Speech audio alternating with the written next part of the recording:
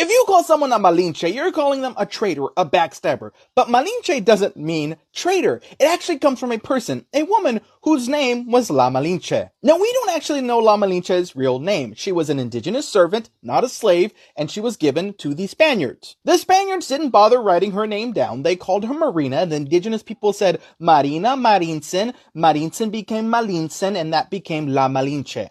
The reason the Spaniards even wanted her is because she could speak Nahuatl, the language of the Aztec, and Mayan, the language of the Maya. 10 years before the Aztec-Spanish War, a Spanish vessel crashed. One of the guys on board, a priest, ended up getting captured by the Mayas, and he learned the Mayan language, so he spoke Spanish and Mayan, which, along with Malinche, who learned Nahuatl and Mayan, they were both translators. The indigenous guy would speak Nahuatl to La Malinche would translate that to Maya, the priest would translate the Maya to Spanish into Hernan Cortez's ear.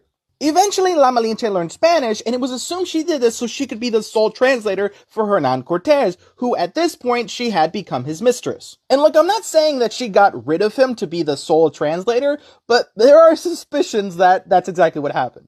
There was an assassination attempt on Hernan that she heard about, and instead of saying quiet, she decided, no, I'm gonna say something, and she saved his life. Hernan would then do two things. The first is that he would find the kingdom of the assassins and obliterate it and destroy it, men, women, children, and all. The second is that he would promote La Malinche to his advisor. It was then that her villain arc began, and she revealed all the inner workings and secrets and religious festivals of the indigenous people to Hernan and said, hey, if we attack them at this point, they're going to be totally taken advantage of with their pants down. She helped Hernan take advantage of other kingdoms, and she helped him write treaties that she knew Hernan was going to break. She became an integral part for helping Hernan and the Spaniards winning the war. It's not debatable. The arguments for La Malinche not being a traitor is that, hey, she was a slave, a servant before all of this. Now she was the mistress of a warlord. Why would she give that up? Another argument is she wasn't even Aztec. She was from a different indigenous tribe. To which I'll say, yes, there's a bit of hindsight with this, but the Spanish destroyed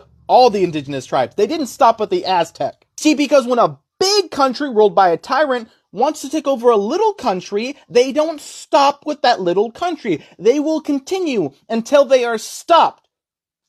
After the war, La Malinche would give birth to Hernan Cortez's son, Martin. However, Hernan Cortez would abandon the both of them. Cortez would end up marrying a white woman, he would pass off La Malinche to one of his other conquistador buddies, and then she would die less than 10 years later. And how she died? Nobody knows. Some people think it was an illness, but truthfully, we don't know. She died in obscurity. The brown woman who gave everything to the white empire was tossed aside like trash, and they didn't even bother writing how she died down.